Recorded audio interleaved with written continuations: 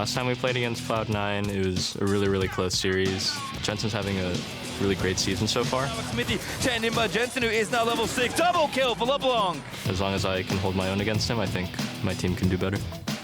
I think Echo Fox is legit like Frog just 1v9 every game. Lemonation tries to put up Unbreakable, but will he be broken? It's the kill from Turtle. Moon goes down. The shots from Acadian as Frog and turns with the Voidling. I really believe that we can do well, but we just have to like bounce back from the loss streak. Acadian's looking about like a pin cushion. A double kill for Piglet. No matter how many players they have, if they're not good enough, then it's not going to work out. I don't think they're a threat at all.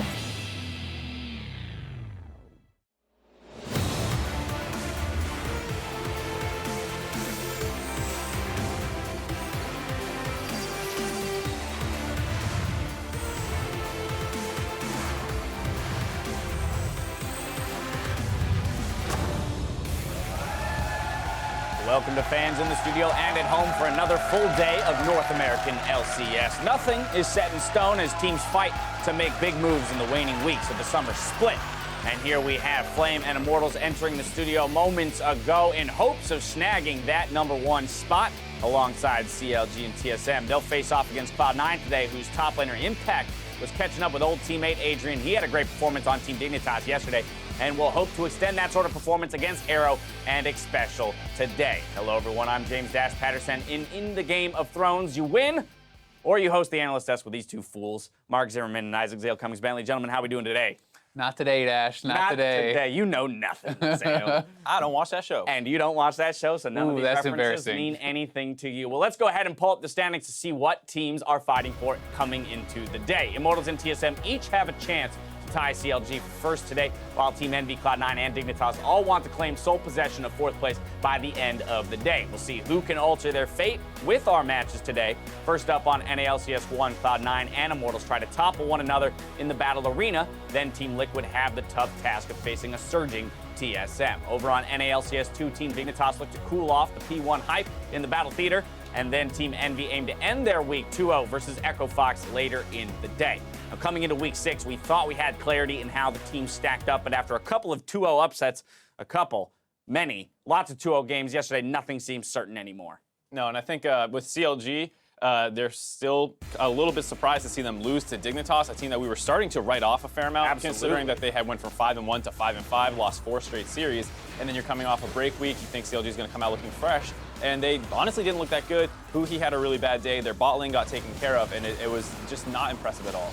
Yeah, and it's a little bit surprising for me to see Omar God come in after a loss. They're down 0-1 in the series. They're still utilizing these subs, and I feel like for the most part, subs have not been working out for teams. Now, on the flip side, Dignitas, as you mentioned, snapping that 4-match losing streak in the 2-0 victory yesterday. Of course, that's just a single, isolated series. How do we feel they've improved given that, down week of Rift Rivals? I mean, you have to look at Adrian coming in. I know you're saying a lot of subs you don't think look good, and it sounds more like a replacement than a substitution based off what they're saying, where they scrimmed exclusively with that roster for the whole week. And based off that, at least, it looks pretty good. They did use Kalista Thresh a lot, which is right now one of the most dominant bot lanes, but the big thing is being able to execute that game plan. CLG might not have had the right priority in the draft, and they gave up a really strong bot lane 2 times in a row and got destroyed by that. Now, another squad just outside the top 4 coming into the week was Team Envy. They 2-0'd Cloud9, moving to 6-5 themselves. And I mean, this sounds like a big upset because it's Cloud9 versus Team Envy, but when you look in the standings, they're only 1 game behind. They are now tied.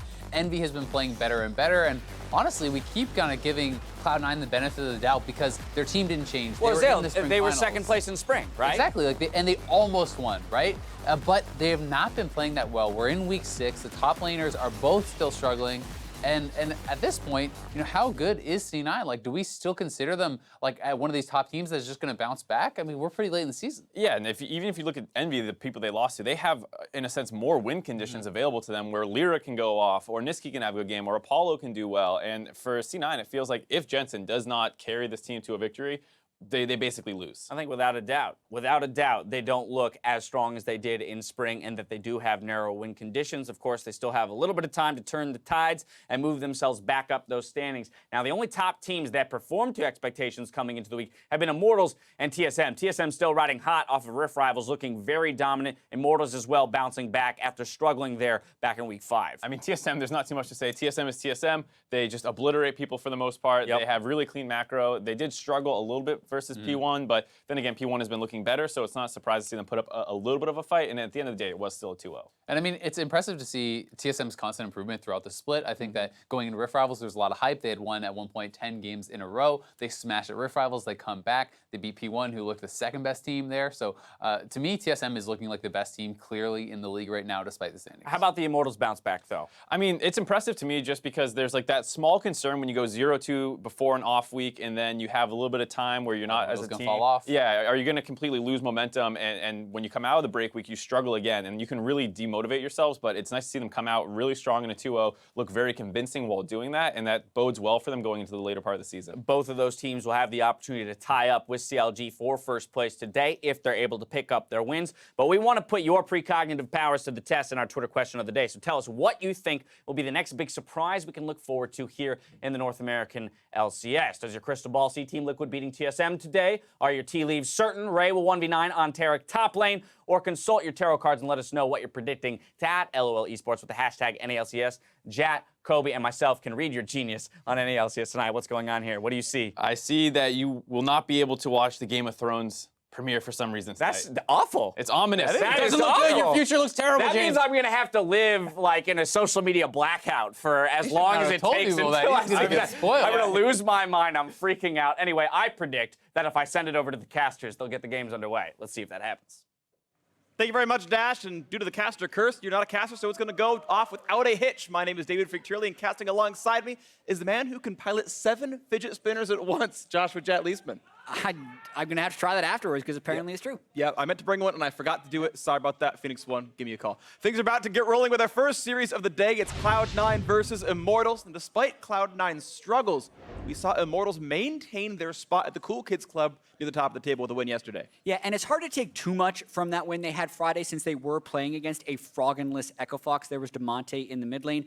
However, the carry performance by Pobelter had in that series, it's going to be something the team looks to maintain in their series today. Immortals needs to win through multiple different lanes to continue their success. Well, winning through mid might be hard, of course. You know, you can beat DeMonte, and that's fine, but you're up against probably the best mid laner in the league in Jensen. Cloud9 have done so well with him. Of course, Cloud9, yes, they did come into this match losing 0-2 to Envy yesterday. They're going to hope to bounce back. Yeah, and that loss to Envy moved Cloud9 to 6-5. Means if they lose here to Immortals, they're suddenly a 6-6 or 500 team. And it is fair to attribute some of this week's poor performance to the jet lag from Rift Rivals and some of the team members being sick. But that doesn't take away from the fact that this is a pivotal match in their season. So Cloud9 need to step up here and now if they want to solidify their positioning for playoffs. We'll see if they can keep rising up in the standings, or if it's going to keep being this decay down to 50%. Going to load onto the Rift in a second. Let's check out the starting lineups. And on the blue side for Game 1 is Cloud9 in their home colors. Ray getting the start in the top lane. Contractz in the jungle. Jensen, best mid laner in NA most likely here. Sneaky and Smoothie in the bot lane alongside Coach Reaper. Cloud9, a lot of big names on the roster, have to turn it into victories. On the red side, it is Immortals. Flame in the top lane. Xmithie in the jungle. Pobelter in mid. Cody Sun and Olleh in the bottom lane with Coach Sun. It's going to be a fun one to watch for, absolutely, because the question really is what level of caliber really are these teams at? We thought before Rift Rivals there was an obvious top 4 and a bottom 6, and C9 was at that bottom cusp of the top 4. I was really impressed with Team Dignitas yesterday. I thought they played incredibly well against Counterlogic Gaming. The addition of Adrian alongside Altec looked really good, and it's like maybe Dignitas is in the top end club, and maybe C9 is starting to fall down. Maybe these teams are swapping places, and the standings get a bunch harder for these teams. Remains to be seen, of course. There's 7 matches to play, but there's still movement in the standings even this late in. Yeah, what happened yesterday, I feel like sets the table for a very exciting end to the North American LCS split, because you now wonder, will Cloud9 be the 6th seed in the playoffs, or will they be the 3rd seed in the playoffs. For that to happen, since they are 2 wins behind Immortals, they pretty much have to win this game if they want to have a slimmest hope at a playoff bye, which every team wants. Every team wants that playoff bye, and it only goes to the top 2. Absolutely the case. Right now, Cloud9 tied at 4th place alongside both Team MVT Dignitas. As you get to the picks and bans, we're seeing the Kalista ban starting to show up. Kalista has been the 2nd most prioritized bot lane carry in 7-13, so it makes sense that she's starting to show up a whole lot more. And Xayah gets first pick. And even in 7-12, if you look at the LPL, LCK, LMS Rift Rivals, Kalista was an incredibly high priority there, and I feel like that is filtering over now to the North American LCS, so I'm expecting a lot of either Kalista early picks or Kalista bans, as we see from Cloud9 here. And since Cloud9 wasn't really in on the Kalista shift that potentially was happening in NA scrim culture during Rift Rivals, they're just going to ban it this game. They're going to ban it away, and they're going to grab maybe a Nunu for a Contractz, certainly a strong champion as well. Of course, Xayah, we know, deserving of respect, got some compensation buffs for the Q nerf in 7-13. I think she's still very, very strong. Actually, Rakan going to go alongside, so a very strong duo, and the level 1 is insane for those 2 champions. And Orianna counter pick, you can kind of say for Jensen to deal with the Syndra that Pobelter has. That high priority Thresh, though, from Xmithie locked in for Olleh is going to be pretty powerful as well. And to sum it all up, Immortals now have 1 more pick to go at the end of the first phase, and we'll see if they match bot lane carry or if they're going to blind pick another role. Yeah, so they don't. They actually pick the Jarvan, who could go in the jungle, but almost certainly is going top lane. It's a very good pick for Flame. Now it means Cloud9 have the chance to ban out marksmen, and Immortals have the chance to ban out top laners targeted at Ray. So Immortals taking the risk there, so to speak, mismatching roles when they could have just solidified their bottom lane with that 3rd pick. Absolutely agree. I still have a soft spot for Jarvan jungle. We've seen FlyQuest jungler Moon play it a couple of times, so I think it's a playable champion. That said, Jarvan's an outstanding top laner, and you'd expect it to be there, but the chance to flex still is there. And you can see the Kled ban coming in as Immortals going to, as you mentioned, Jat, remove some top laners off the pool. Hope to get Flame a great matchup into Ray. There's not a lot of things that Jarvan even loses in the first place. Yeah. Just for some numbers, 31 top lane Jarvan plays in the North American LCS, 2 Jarvan jungle plays in the NALCS. So highly likely we're seeing that, and that's why we're seeing bans thrown in that direction. Look at this Twitch being thrown in there as a ban. Not the most common of bot lanes, but one that Cody Sun is happy to play for himself. We're hearing that Olleh is going to get his Thresh, so there's no reason to throw any more support bans in there for any reason. And we'll see if they want to throw in a jungle ban to add on top of this one or what. Because, of course, Immortals get priority pick here. They can pick first. Gnar adds another top lane ban away. We'll see what Cloud9 does. Yeah, probably another marksman ban here. Tristana going out the table. It still leaves the stuff like Ashe or Varus, which you can still play with Thresh to a fairly high level of effectiveness, but I do feel like the marksman meta is shifting relatively. Do it. Do it. I hear the do it chants and yells from the crowd. Also great. See, now we're getting trolled. It's going to be Kog'Maw. Yeah. Yeah, still just goes with a hyper carry. I mean, they feel like they're going to have enough protection with the Jarvan and the Syndra kind of CC wall they can put up, and then they still have the Thresh Dark Passage to try and keep him safe. A relatively dangerous pick against Jensen's Orianna, just because of the one-shot potential, but still a good scaling pick. Yeah, definitely very strong. I think there's some interesting things you can do with Kog'Maw as well. I was talking with Apollo a bit about what if Essence Reaper is actually a really good pickup on him, because cooldown reduction is so important on the Bio Arcane Barrage, the W.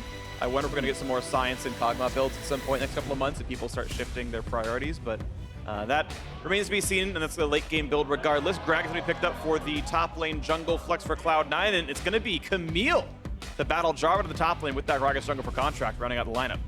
Yeah, so they're going to need to spend a decent amount of time top lane if they want Ray's Camille to succeed against Jarvan. But if it does, that's definitely a pick that has had a resurgence lately and has got some pretty good scaling. And Maokai. I've been waiting for Maokai to come into the meta. He's one of the junglers that I've been picking up a little bit lately. I feel like it's good in almost all team compositions, especially when you're stacking CC. And I'm really interested to see it in this game in particular. I also think that's why Immortals picked Kog'Maw 4th and then saved Maokai for 5th, just because that is something you want to be able to surprise people with. It's very good at locking down carry top laners, for instance, like the Camille. So love the last pick from Xmithie. Can't wait to see his Maokai. I think it's going to be a whole lot of fun. We got to see a little bit of it in the FlyQuest versus Liquid match. I believe Nori brought it out in the first game of that series. He didn't win with it, but it's still a cool champion. I agree, Maokai is great. We'll see what he does. There's even some fun optimizations with saplings we'll look for at level 1. I'll see if he has them perfectly on. Either way, though, going to be a fun one to watch for. There's definitely some good appeal for this Cody Sun Kog'Maw, who has been coming into his own quite a bit so far in 2017. And we'll see if Cloud9 can resurge here and get back to their old form, the former NALCS finalists. Yeah, a lot on the line in this game, with the Immortals coming in at 8 wins and Cloud9 coming in at 6, jostling for playoff position. But also, one of the first Maokais we've seen in the North American LCS. Yeah. Onori played it yesterday. This is the first Maokai game I'm going to get to cast, so apologies in advance if you hate him, because I'm going to be talking a lot about Maokai. Me too. He's absolutely awesome. He's a great champion, and it's going to be a whole bunch of fun. Maokai is back in professional play. We got some Mike Young signs. He's not playing here. That's a little weird, but that's okay. How You can cheer for he these. has become. I know, he has become very popular. I mean, TSM gets championed in like EU LCS games. It's weird. But we are on to the Rift. Here we go. Game 1, Cloud9 versus Immortals. As you mentioned before, Cloud9 are 2 matches behind in the playoff run. C9 tied for 4th through 6th right now in the standings, and they're not far ahead of Echo Fox or Phoenix 1, speaking of Mike Young. The Immortals hoping to stay in that run towards first place. And if Immortals win here, then they will be tied for first place. So, as we mentioned, lots to play for. Technically, if it's if it's them and TSM, it becomes a 3-way tie for first with COG. So, very much trying to be in that cool kids club. Xmithie throwing out the saplings in that brush instead of spending his ward. One of the many things that Maokai can offer. Yep. Contract's gonna leash it and gets out of range. Gameplay. Maokai sapling speed scales with the rank of your boots. No boots means they run at champion-based move speed. So you can aggro it and just run away. Counterplay. Good job, Contractz. Yeah, it looks like Xmithie is going to try and stack saplings at his blue buff. You can space these saplings a little bit so that they jump at different times, therefore continuing the damage over time you get with a sapling being thrown in the brush. He's opted not to start Raptors. That's easier to disrupt, and also your mid laner generally has to help you. And with Jensen on Orianna, you do not want to give him any advantage early on in the lane, so it looks like they're opting for the slightly less optimal start. But look, he gets one sapling. Yep, and he leashes it just Pulls a the little bit second sapling. back. Just expertly done right there. Yep. And as long as they're 2 seconds apart, and then you can see he throws another one down. And yes, you don't need a leash to play Maokai jungle. It took 11 seconds to solo a buff. Yeah, very few champions could do that. He did that very well. That's as good as you can do it, because he also had the timing for his 4th sapling that was just coming back off the pullback. Pretty good stuff right here. You're going to see some decent chunks of damage on Olleh. And again, yeah, if you're playing Xayah Rakan, you start W at level 1 on both. If you're not with Rakan, I think you start Q on Xayah is generally, I think, superior. But you essentially triple the power of the active if you got a Rakan in the lane, so that's how you start at level 1. You know, look at the top lane fight, and Flame's actually getting a pretty good start with this one. Corrupting Potion means mana to spam and shove in Ray. Yeah, so he's probably going to look to shove in and then get an early ward down. If he has seen some of the quick Gragas routes you can do, he would need to ward pretty much now. That would be enough time for an early Gragas gank, so Flame pushing up safely as well. Yep. Yeah, that trinket ward in your mini-map in the bottom of your screen right here as well, so he's going to stay alive. Ray's going to push her up, but actually holding onto his potion. I don't know if he means to do an early TP or what, but he's just kind of staying at low health, of course. I believe the W's a missing health heal, or it's based on damage dealt, I forget which, but either way, he's standing back up with that for now and chill. Probably pushed in by the Immortals duo, and I think it's a arguable which lane's supposed to win super early on, but it is the push lead for the Immortals squad. Contract's going to put a ward over the wall and try to look for Xmithie, but won't find him just yet. Yeah, Xmithie doing a near full clear. Since he didn't start Raptors, he's not going to be hitting that very early level 4, but he is picking up a whole bunch of gold. Yep. It's always fun killing Krugs, the magic damage dealer. They have negative MR. They die really, really fast. And Xmithie, I believe, has dodged all the wards. Of course, there's no dive to be had on Ray, so it doesn't really matter. Walks by Scuttle, gets spotted.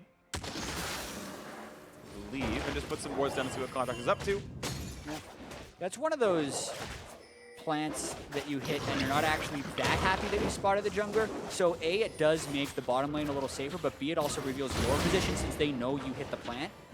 So his potential gank on Ray is foiled. Yep. Both players also able to deuce each other's jungle routes, knowing that Contractz killed everything but Krugs based on his level in CS, and very similar situations for Xmithie as well based on when they saw him. Farley swings back in, and look at the major far lead actually to Sneaky Cody Sun, well, he had the push lead early on, wasn't actually up substantially in farm, and certainly some of this will come back to close, but a early laning phase farm lead to the Cloud9 duo. It's about 4 CS if he's able to CS perfectly his turret, which he hasn't missed yet. Very well done.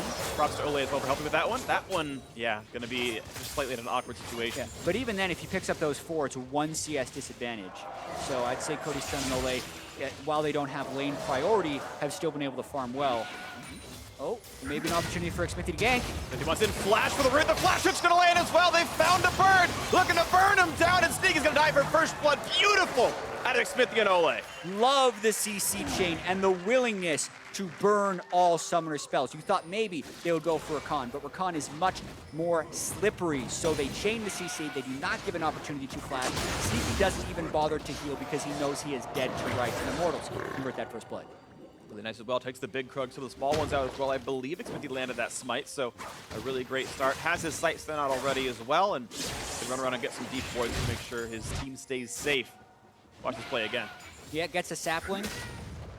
He also hit confirms his sapling from the brush by flashing for the W, just adding even more damage towards Sneaky. Yeah.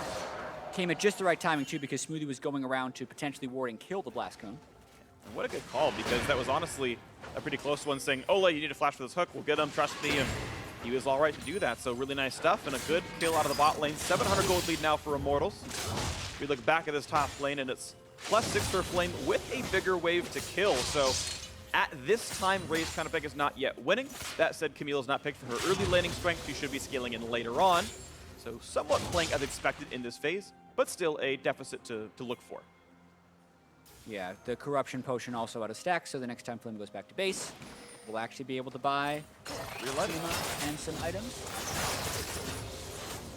Currently 200 gold lead roughly for Flame individually, certainly relevant here. Again, this shove coming in for C9, getting what farm they can, and should be a similar number for Cody Sun, who's got that nice kill for himself with the Zerg Greaves. Sun's gonna land, level 6 available for both these, and a beautiful ultimate, dodges a CC, no way out, perfection out of Cloud9 in the top lane. Yeah, the longer you stay in lane, Doran's Blade versus Corruption Potion, the stronger it comes towards the Doran's Blade because the potion charges are gone, but the execution there from Ray was just right. He landed the wall jump stun, he avoided the damage from the EQ, as you mentioned, and then he also didn't allow Flame to retreat into the turret. So Flame really wanted to stick around for that last little bit of CS. Ray punishes him, knowing that this wave could have hit the turret. Flame probably should have been back, but Ray catches him before he goes there. Right there was just the perfect timing on Heavy Tech Ultimatum. Contractz easily chains it and takes the kill for himself. Deserved. Contractz truly did more work than Ray in that one. Kappa. Yeah, that's one where you definitely want Ray to get the kill, but you don't want to let Flame escape, because that Hextech Ultimatum was going to expire any second, and Flame could have flashed away. You're right, the nerfs put it at, I believe, only 3 seconds at rank 1, so certainly fairly meaningful. 3.5, I think it is. It's 2.5 seconds at rank 1. Oh, wow. I was actually wrong on the other way. All right, well, either way, certainly a short window, and I got to brush up on my numbers clearly. Used to be strength of mine. But with getting pushed onto the turret, both these mid laners have recalled once, so Jensen was better. He has an extra boost of speed in his inventory, and in fact still has the lane lead. But also getting pushed away to grab his own blue buff. He's going to miss a couple melee minions out of the turret. Good getting chunked out a little bit. Dodges away from the living artillery, and the bot lane just keeps swinging back and forth. This time around, Cody Sun has the lead. I assume the first blood, getting a bit of an extra item combined when he first came back to lane helped with that. And it was big that he hit level 6. As soon as Kog'Maw hit 6, he's able to push in the Rakan. And what did they do with that lead? They have gone MIA. They have not been spotted on wards. And an Ocean Drake for laning phase is huge if they're able to secure this, which I think they will be able to. It's stupid insane on a Kog'Maw too. He's actually freely able to use mana to get more lane priority. It's one of the actually more mitigating factors. He can run out of mana. That's not going to be the case for him. So huge leads across these lanes. Immortals looking very good. They're holding that 300 gold lead. They've got an Ocean Drake worth, I'd say 1,000 or so as well. And it's going to look pretty good for these guys. Yeah, Pobelter cheated down for that Drake, so C9 trying to get a little bit back. That's why you saw Ray invading towards the red buff. They're considering going for this. Jensen never happy about the enemy mid laner getting Ocean Drake since he can be so lane dominant. Ocean Drake neutralizes that a little bit. See that comes in. Looks like going to be handed over pretty easily. Of course, they're desynced blues since Xmithie had started there. So it was a 7-minute respawn, and Contractz came there later, so it's a much later pickup. But will end, and you can see under about a minute's time, and Jensen will have a blue buff lead from minute 10 onwards. See if that means much in the laning phase. Pretty much equal farm down there and in a lot of places, actually. Yeah, I'm interested in the fact that they didn't actually trade control as of yet. Wards have gone into C9's jungle, and now Contractz is running up. They're going to try 3-man dive. Yep, Orianna's coming. Here we go, 3v1, and no one is even close to nearby. Flame, he's going to try to dive under the turret and make it survive here. Going to kite away. It's not going to matter. Shotgun's going to land. No way to jump out, and Ray made sure of it. A kill in the top lane. This time going to Jensen. Only assist for Ray. Now a fight in the bot lane, though. Without the team around, could be a bit dangerous. They find the charm. Bit of damage to Olleh, but Sneaky now slowed down by the box. The chase is back in. Living Artillery going to be a lot of damage here out of Cody Sun, but he's out of mana now, so he can't do much more. One more auto, the flash play. Heal for Sneaky. Has to to get away for a little bit longer. Lands the root. Going to be a lot of damage to Olleh, but no quite follow through. And Steve does not want to flash a chase in. Top lane outer turret is still going to fall. So well played to Cloud9. Ray with the counter pick, getting the help he needs and winning out. Yeah, I mean, we mentioned in Champ Select, if you're going to be picking the Camille, you need to be spending a lot of time top lane, and that is what C9 has done. Then the bottom lane just had the confidence that they'd be able to take a 2v2 fight. I'm going to say they didn't necessarily win that one, but it did serve as a distraction for more time being spent on that top lane. We're going to watch this dive one more time. This is a bit of an extended play from the Drake since they knew Syndra was going to be bottom side, and it bought time for Jensen to roam. So right here, Ray doesn't waste any time, takes the turret, doesn't care, actually flashed in the Cataclysm. Probably unnecessary since they had Jensen on the way, but it does secure the kill. I actually want to point out how sneakily clever the C9 2-on-2 in the bot lane was. First, of course, we have Pobelter ghosting and looking for the chase on a Smoothie. He wants to burn Can he dodge the stun? He dodged the stun, and that's all he really needs. He jumps back to Sneaky there. So what I really like about the C9 2-on-2 was they actually saw Syndra Maokai play mid lane. So they know they're actually not getting ganked. And if Flame is dead, Ray can TP to join. So if it's an extended 2-on-2, it's a 3-on-2 because only Ray can show up at that point with a dead top lane opposing team. Normally, you would never want to fight when your jungle and mid roam top lane, but they actually saw it was safe and a TP advantage, so it was more clever than I would have given it credit for initially.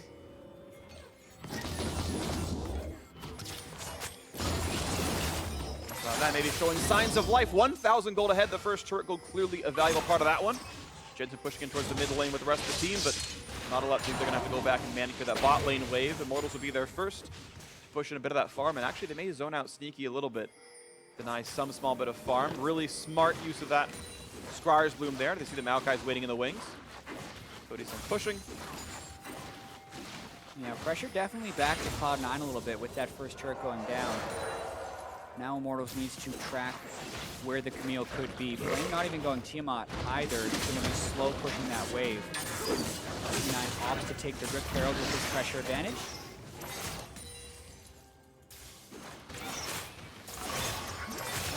Going pretty nicely. I mean, Ray is definitely a player who's had pretty substantial confidence issues of late. I remember tweeting out, seeing him tweet out about some of his last few matches saying, I'm the worst player on the team, I'm really horrible, I'm really sorry, this is all my fault. And now he is kind of the sole carry for Cloud9 right now. It's his lane that's winning, his lane's got first blood, it's his lane's got all the kills.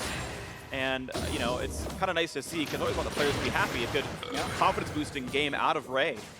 Definitely want to see Ray succeed. He's been put in a position to do so this game.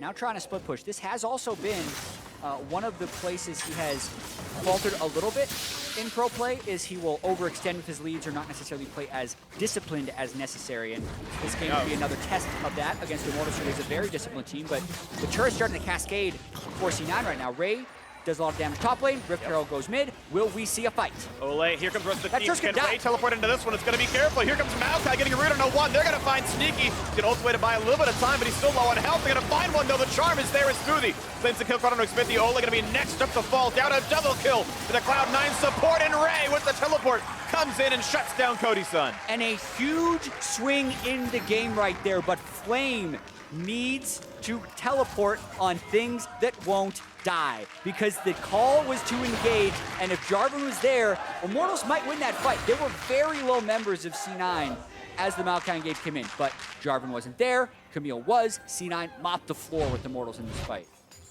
Watch this one more time. There needs to be a ward at the turret for him to teleport in if they're going to make this call. But there's nothing for him to teleport to other than the turret. The turret dies, he doesn't make it in. So look at the health bars on C9 right now. If a Jarvan's there for EQR, he might kill 2 people. Yeah. He's not though. Ray then comes in, he can chase down Cody Sun, who has tried to flank on Kog'Maw in a losing fight, which means he is dead to rights. And Ray picks up another kill. Yeah, absolutely agree. I think that would have been Sneaky and Jensen's death in a much closer fight, but it wasn't, and a bad choice out of Flame means he's still kind of the sore part on this game, and it's a 2,000 gold lead now. Cloud9 feeling pretty good with the 2-1 turret scoreline. Let's talk about moments of strength, though, for Immortals. Cody Sun has a 30-minion lead. He got solo turret gold in the bot lane, and he did get, I believe it was first blood kill credit as well, so a surge of gold for him, and maybe this Kog'Maw can carry in the end. He's certainly got a front line for it. 3 tanks or quasi-tanks to hold the line for him. Yeah. As long as he survives Ray, that's kind of the question here. Xmithie wants a blue buff, wants to give it to Pobelter, will do so successfully. Cloud Drake is alive, and Cloud9 gonna be Cloud 10. I don't think we're allowed to make that joke anymore. I think we made it once about a year ago and said never again. But as you know, I have no shame, chat. little did I know. So I made it. Oh man, move speed from the Cloud Drake, I think definitely more beneficial for the winning team when you have an engager like Ray. He snowballs ahead. If he wins every 1v1, much more important for him to be able to take them. Okay, watch this. Cody Sun and Olleh are roaming up the top side. Ray's going now. Flame's trying to run back to the Kog'Maw and Thresh. Yep, and enough time bot. Ray smartly, oh, he is actually going to flash right back in, but the team is around. Here comes Contractz, though. Do they have the damage? 3 more shots will do it. No, the smite. Sorry, the heal got actually by a bit of time, and now damage out of Cody Sun. Gonna get stunned, though. Look at the burst damage. Shotman catches 1, and they're gonna find 2 kills out of it. The combo as Jensen shows in 2-0 Cloud9. Ray is big already. And we talk about scaling Camille picks. He hasn't even bought the scaling Camille items yet. He nearly took Cody Sun's entire health bar with 1 spell rotation. So Immortals in big trouble this game. They need to either get the odd-numbered fights and pick people off, or find ways to trade turrets, because currently they're just falling further and further behind. Look at this, he gets some damage on the Flame, and he smartly kites back until the team shows up, and then he goes all in. So Ray is waiting for Gragas, Flame is waiting for Kog'Maw and Thresh. So Flame actually kind of wants to bait this, they just underestimate the damage coming out of C9, and Cody Sun right here, stunned by the wall jump, a few auto attacks and a Sheen proc, into a shockwave which he flashes, but it ends up killing the other 2, so very nearly a 3-for-0 for Cloud9, but it goes for 2. Yeah, he had about an 1/8 of a second right there, Cody Sun, to react in time, and got it in the window, so he felt pretty nice. But still, it's a game bleeding away. You can see a 3,500 gold lead puts Cloud9 ahead. Certainly not one you consider insurmountable, but it is going to require a bit of effort now, especially with how scary Ray is. And now that Trinity Force is done, it's even more likely he takes down this Kog'Maw. Yeah, C9 just want to continue to play around Ray in this game. Jensen will keep lane pressure in the mid lane. He wants to be able to roam and support, but most of this is about Gragas and Camille going around and making plays. I'm really curious, actually, to see if Contractz uses his Knight's Vow on Camille and dive buddies with him versus sticking back with Sneaky or Jensen and trying to peel. Yeah, I actually wonder, because you're right, it is very much about Ray and him doing the job. And honestly, Ray's going to do more damage in fights, so Contractz would heal for more by having it on. There's lots of reasons to go through. And we'll track over time. Knight's Vow right now 0-0. 1 being built by Xmithie as well should help quite a lot for Cody Sun.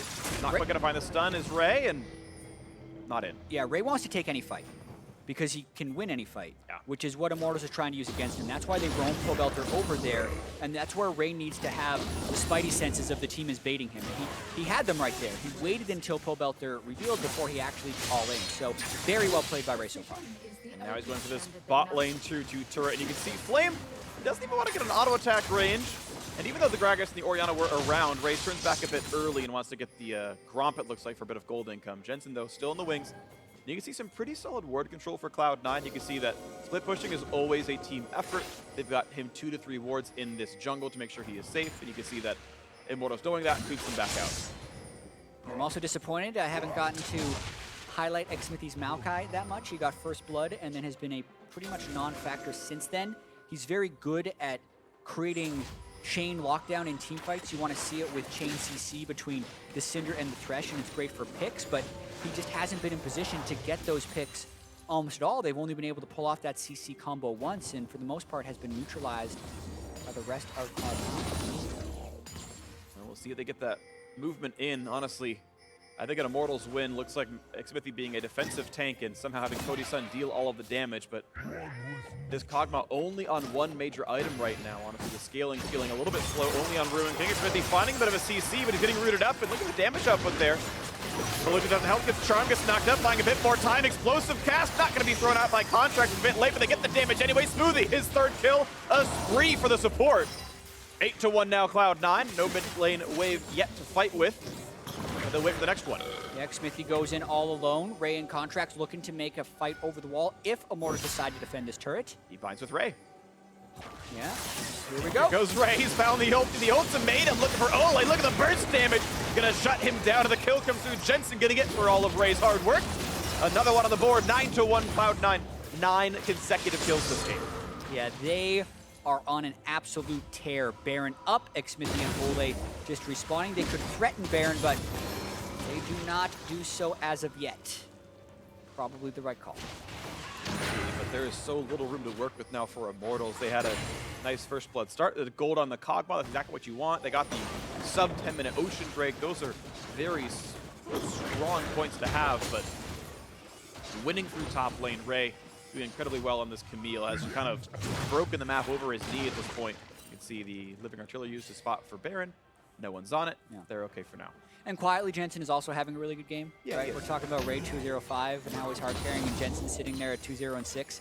But most of Jensen's kills and assists have come through supporting the play started by the Camille, which is very different from the Cloud9 we've seen this split. Right. It's been very rarely the top laners making plays, and almost always has to be Jensen. And as you can see, when you do have that stud in the mid lane who's performing, and then you add another one, it works out very well for the team.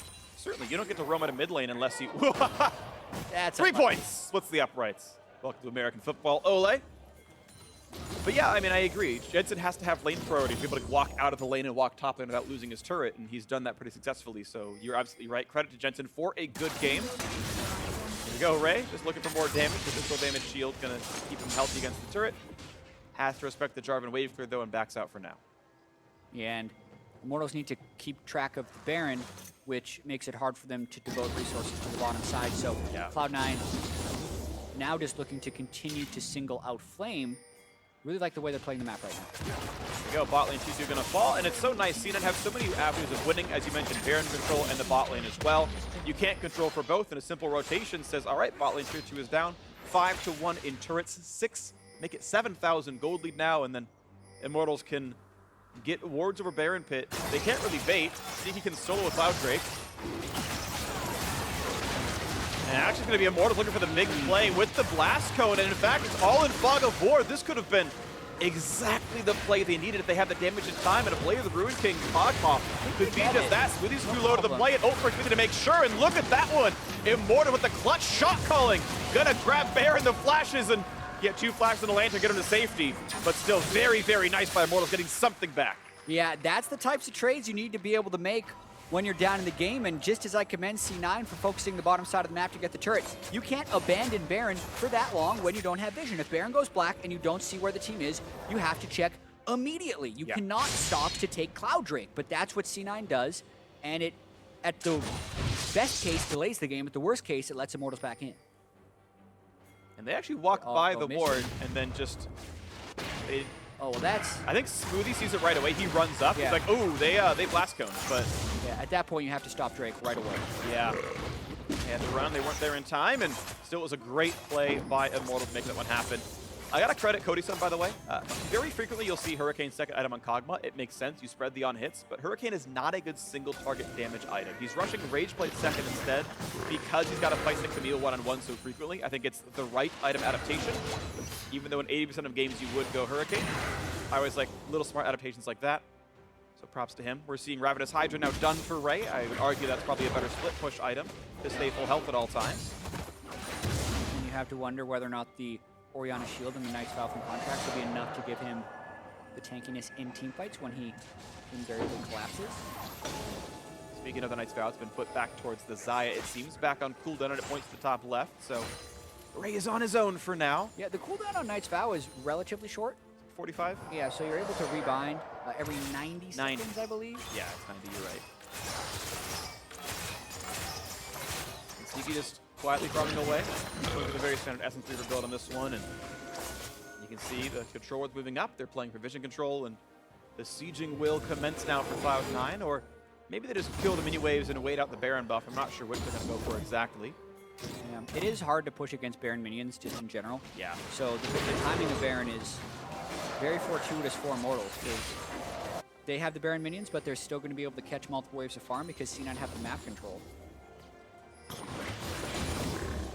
Most likely going to be a very small Baron power play, but it's more about the Baron power play delta here, where it's the Baron power play that C9 could have orchestrated versus what you're getting. It's likely an inhibitor, and you know, a kills if you defend it. So I got to agree, Immortals making the very best of a incredibly hard situation, and we'll see if they can turn it back around a little bit later onto this one.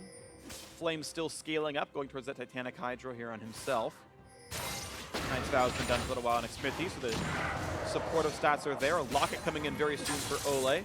He's only got about 300 gold to go until that's combinable. So big shields are in there soon. And generally speaking, Camille's going to start building tanks from here, so the damage, if it doesn't one-shot a Kog'Maw through 3 different shields, or 4, depending on how you look at it, then he's going to start being able to outscale and win the team fight. So that breaking point is a big thing for Immortals, and as long as they can keep Cody Sun alive through Ray and maybe Contractz first, it's going to look pretty good. Yeah, I'd say the Kog'Maw is strong right now. Yeah. And Sneaky is not there yet. The Camille is the one that is strong, so a lot of it depends on how Ray is able to sneak into team fights and whether or not he can dodge CC, because Immortals have a lot of CC. Maokai peeling, as well as the Thresh, or Syndra for that matter, just a bunch of CC they can throw at him. You see Cody Sun trying to make himself useful. He walked into the bot lane hoping maybe Ray's going to go for a fight. He didn't, though. Patience still out of that Cloud9 top laner. Going the waves, backing up, looking for more individual gold. 1,500 on Ray, so important items to buy. You can see as the control wards all flashed up on your screen at the bottom right there. Cloud9 looking to play for the next big vision play as they all recall buy up, and a Spectre's Cowl Den will help them a lot against this Syndra.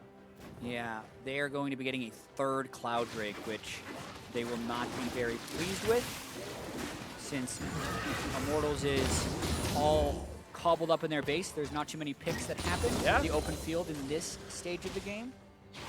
So that Baron, again, super critical for Immortals. Yeah.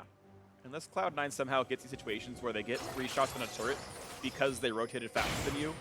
But that's few and far between, I'd say, and I would agree with you, chat. It's one of the least useful Drakes Cloud9 could have right now. I'd take Ocean for infinite sieging, absolutely, and Mountain for Baron rushes, and Infernal for team fighting, so. Now, when you're in this stage of the game, if the map was more open, if C9 had turrets down and Immortals was walking around trying to make plays, then I think the zoom you get from 2 or 3 Cloud Drakes actually is quite beneficial, but just not right now. Totally agree. So Cloud9 a bit unlucky, but still, they've been fortunate to have a 6,000 gold lead courtesy of their top laner, and the rest of their team roaming and helping out with that one. Clearly, it wasn't a 1v5 effort, but Cloud9 as a team looking a bit stronger here. Immortals hoping to hold on to a chance at ending the week in first place, even if that's a tie. Top lane 2-2 under fire. It isn't long for the world, but Sneaky still has to respect like a flash play or something.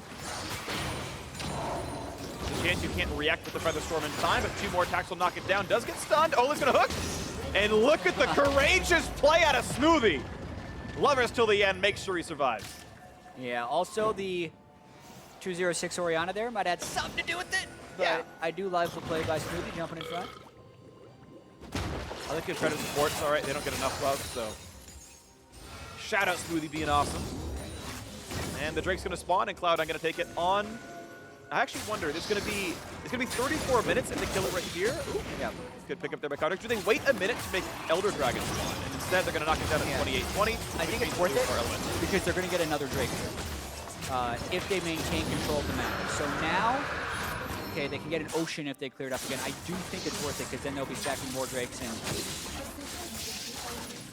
I do feel like they can still scale along the same level of Immortals. So there's a Kog'Maw on one side, but they still have things like Camille and Xayah, who I think scale pretty well in this game. Yeah. Definitely worth the discussion, though, right? Because waiting for you're still going to have a 3-stack elemental Elder, and if you can have that spawn in 35 minutes, you might really want that.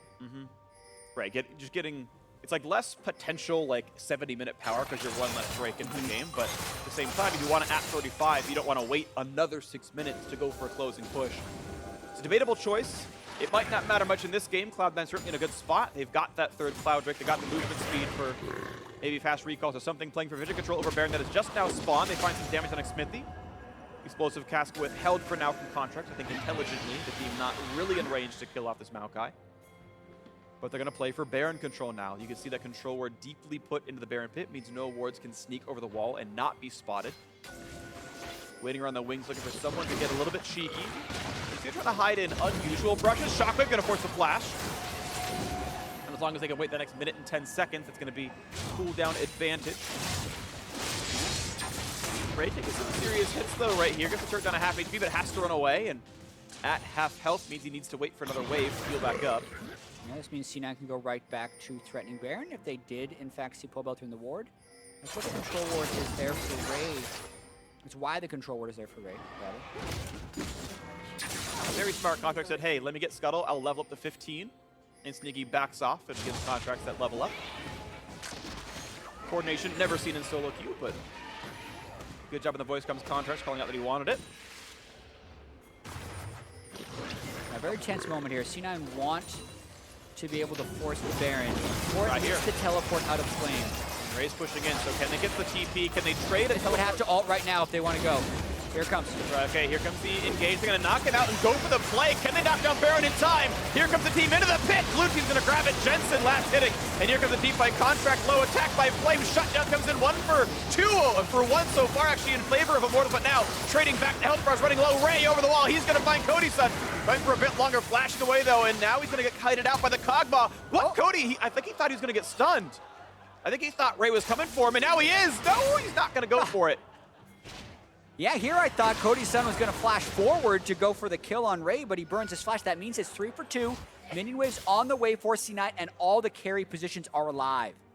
And it's going to be a big deal right now with Cloud9 in completely the driver's seat here. Inhibitor turret is going to fall at the very least, and 15 seconds on many of the respawns mean he probably don't even defend the inhibitors themselves. He's going to have Cody Sun going for some poke, and you can see staying out of range of command attacks. He grabs this one for free. And Ray has no wave to work with in the top lane. Pobelter clearing that away nicely. The Baron power play means +1 kill, and the middle entirely broken. Yeah, and definitely not a safe play here by C9. There's wards inside. Olleh hooks in and actually lanterns in Xmithie, so it's a full 50-50 right here. That's why you see Xmithie actually smite at 1150, and Orianna actually ends up picking up the Baron. Contractz doesn't even get his smite off. But then as everyone piles into the pit, you're dealing with Shockwave and Xayah's whole suite of AoE abilities. So yes, C9 will win that fight, but only barely. If Contractz flashes forward, there's a chance, or rather, if Cody Sun flashes forward, there's a chance that he gets that kill. He says, oh man, didn't flash at the right time. That was definitely strange, because clearly his mouse had to be on the left side of his screen. I don't know if he I don't know what it was. I'm sure we could talk to him after the game or something exactly what happened, but clearly he was not happy with what he did. Again, it might have been he predicted a stun, and it was just a predictive, I think he's going to hookshot onto me, but either way, it's a flash down and a positive trade for Cloud9 overall. Little battle over the wall. Kind of course, to run away. Flame getting a slow, but no chase to be had. C9, of course, still very, very threatening. You see Ray continue to split push in the top lane. Neither of these players have teleports available, so Ray is alone for several seconds here. GA Camille now, and they're catching out Flame. They slowed him down, so it's the Kog'Maw and one more. They're going to find the knockback there. They're going to look to knock down the Jarvan. He's going to be jumping away, but the health bar is not long, not big enough, and the kill comes through to Sneaky.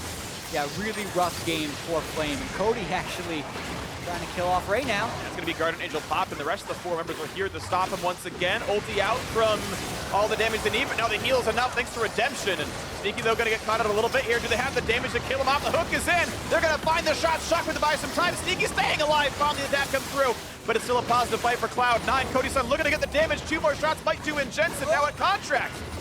Cannot quite get the crits, but it was still fairly close. 3 for 1, though, still in favor of Cloud9. Ray gets away with it in a battle 1. Yeah, Cody pumped out a ton of damage towards the end of that fight, but it's not enough. The gold lead now cresting 13,000 gold, and the inhibitor is getting cycled down. Cody's still trying to threaten, but 1 pick would mean that potentially all 3 inhibitors going down.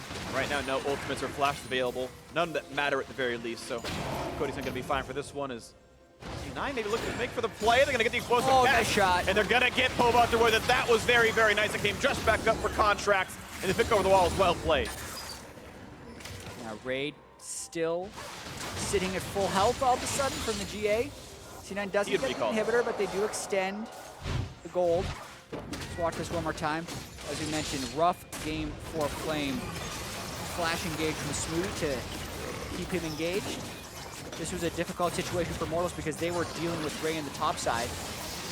Ray then used the ultimate to dodge the death sentence and then get CC chain, but the rest of C9 is able to come save him. Notice the huge heal from Redemption.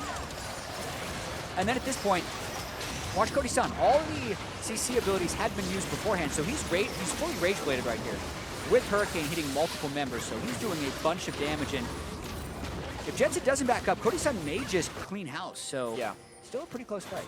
Definitely was close, and you can see him, the Hurricane done now, building towards Wit's End. And I kind of want to bring up the point that I said in Champ Select. I'm actually reasonably confident Essence Reaver is an incredibly good 4th item on Kog'Maw if you're going for more damage, because 30% cooldown reduction puts your W's downtime from 9 seconds to about 4. Right. And so you're almost entirely always in Bioarcane Barrage. You've got extra mana regen as well, and you don't lose that much damage compared to, say, an Infinity Edge. So you can actually overcap on attack speed as well with a build like this. Fight coming from Xmithie. Fight down here. They'll see what they can get for themselves. Redemption is on. Here comes the battle on the bot side. Big heal comes out. Sneaking Kenny away in the back side. We're looking for Cody Sun on the side. Knocked around. Found by Ray. The attacks are on for the Kog'Maw. Can he survive? Stun's coming across. He's alive for a little bit longer, but Shotgun's going to shut him down. And Jensen getting the most crucial kill of the fight. Xmithie to hold in the front line, but the chase through is in. Orianna starting to go on a rampage. You're getting 3 already in this fight. Now the chase down to Xmithie in the bot side. Cannot yet kill off Sneaky. The life's still coming in. The quick not going to come through, and Sneaky getting a kill credit. Now only one left alive in Pobelter against the world as only Ray has died. This will be Cloud9 closing it out. 20-5 in kills, 36 minutes in, and through the top lane and roaming in the entire team play. Able to knock down the rest of the game. Only one turret was ever lost in the bot lane due to a 2v2 win by Cody Sun and Olleh. But it is Cloud9 playing better, bouncing back from their 0-2 loss yesterday. Looking to shut down Immortals in game 1 here. GG, Cloud9 up 1-0.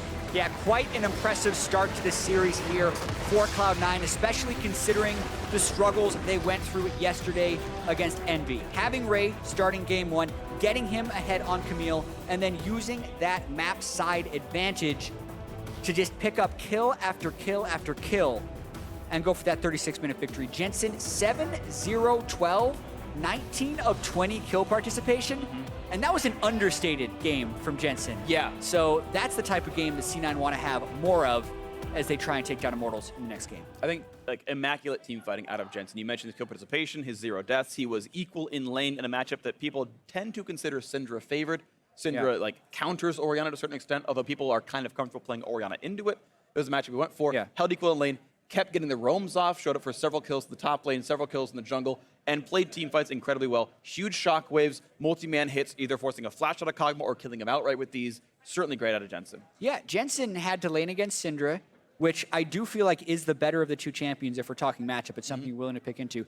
And then he also had to deal with an early Ocean Drake. So yeah, we spent a lot of game talking about Ray, and he played great, but Jensen, also a huge reason C9 won. Totally agree. And either way, it was a very solid team effort for them. And now for a deeper dive into that win, let's check in with our Dash and our analysts. Thank you very much, Freak. Cloud9 getting the victory here over Immortals. So bouncing back nicely from the loss yesterday, at least in the first game of the series today. And looking at how they've done it, Jap mentioned, of course, Jensen was a top performer for the team as expected. But that's, therefore, where I want to move away from him and talk about the other top performers. We're looking at Ray here as stepping up to help bring this victory home. Yeah, I mean, I think the whole top side of the map played exceptionally well. You know, Ray, Contractz, and Jensen all did very well to get this top side lead. The thing that's kind of strange or frustrating or whatever you want to say about Cloud9 is not that they can't perform at this level, it's that they're so inconsistent, right? That is what is plaguing them. It's not like, well, Cloud9 can never beat TSM. Yes, they can beat TSM. Yes, they can beat the best teams in the league, but they can also get 2-0'd by Envy, and they can also lose to whoever on any day, it seems like, and that did not used to happen. And the big thing, too, is like they lost to Envy doing the same style. They were aggressively attacking Seraph, basically, for 2 games, and they could not execute it properly enough while the bot side was getting dismantled. And this time around, they do complete the top side snowball using this Camille pick, but it's the kind of thing where, like, as Xayah's saying, where is this inconsistency coming from that they can't do it every time? Granted, the difference is that they lost Envy yesterday focusing top with impact in the game. Today, they're playing Ray. Now, I'm not saying that this is because of Ray that they won the game, but it is something to look at.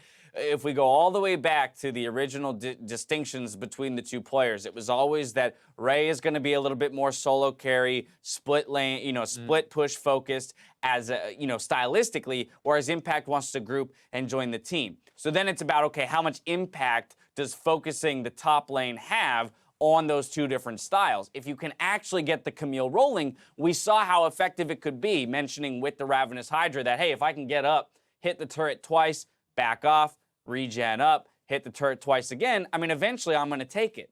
Yeah, and I mean, so many people lean towards Titanic Hydra because you're tankier, it's easier for team fighting, you're not going to burst it out. But like, Ravenous is so strong in split push situations because he can just sit there hitting the turret while he's getting hit by J4. He can take a horrible trade, and then you step back, you're back to full health off one wave, and you can continue to repeat that. So that can create a lot of pressure on the map. Especially from ahead, where you don't need to be as tanky, given the fact that you're further ahead than the rest of the game, so you can invest more into offensive stats. So obviously, Ray had a huge, huge influence over this game. Right, so we had all the focus in the top lane. Early in the game, 4C9 gets Ray ahead. I want to take a look at one mid lane fight, though. 3-0 in favor of Cloud9, coming 13.5 minutes into the game. This is where they get their first real big advantages off of this Rift Herald push. And so far, Immortals have been hanging into the game. This is when they make their big stab at trying to come back and punish this grouped up mid push that was coming in for C9, but they come in a little too disjointed. The backside comes in while the front side is dealing kind of with that Rift Herald, and it's just a two-man or three-man backline that just gets blown up. And it also felt like it was a little bit too late. I think that Immortals were trying to time this so this pincher happens as C9 is moving up the turret. Right. Instead, C9 has time to kill the turret, has time to turn and pinch on the backside, and the timing was off. It felt like, hey, the play is not going to work, but they tried to force it anyway because they were feeling the pressure of that situation. And when you go for a play in that situation, it has to be extremely well timed, or the five-man squad turns and they collapse on one half. And it's worth noting that like Immortals did do a decent job stalling this game out. They snuck the Baron at 22 minutes. They're still a very competent team. It just felt like that one big play did not break their way. And C9, as much flack as we've kind of been giving them recently, they're still a good enough team that if you give them a 4 or 5K gold lead at 15 minutes, they're going to be able to close out. Maokai jungle. Second time we've seen it. Second time it's lost.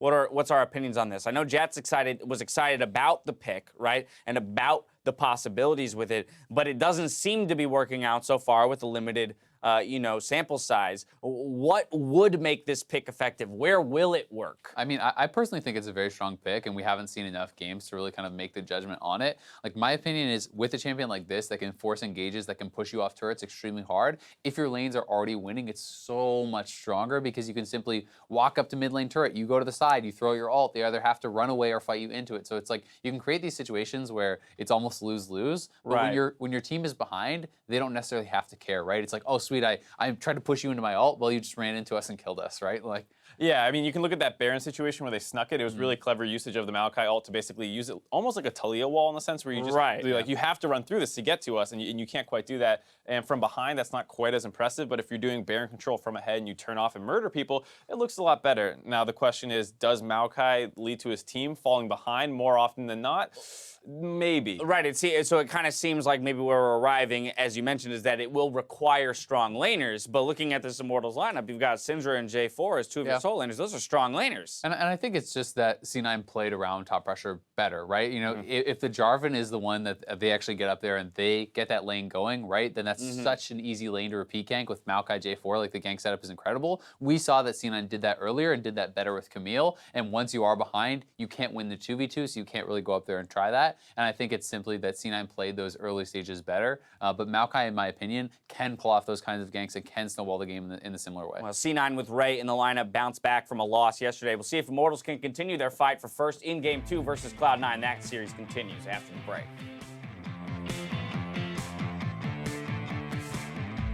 Maybe an opportunity for Xmithie to gank. He wants in flash for the root. The flash hook's going to land as well. They found a bird. Looking to burn him down, and Sneak is going to die for first blood. Beautiful out of Xmithie and Olleh. Maokai first. I'm on dash now. Dash, kill that. I'm not Kog'Maw. Yeah, I can move now. I can see. Nice, good job. Yo, Dragon next, 50 seconds, okay? I need a buy. I'm dead. We can fight. We can do it. Yeah, nice. Kill fight. Jarvan. Nice. I can look this guy. Smart flash. Kog'Maw. Kill him off, the hook is in. They're gonna find the shot. Shock with the buy some time. Sneaky staying alive. Found the attack come through. But it's still a positive fight for Cloud9. Stun's coming across. He's alive for a little bit longer, but Shock is gonna shut him down. And Jensen getting the most crucial kill of the fight. Xmithie to hold in the front line, but the chase through is in. Orianna starting to go on a rampage. You're getting 3 already in this fight.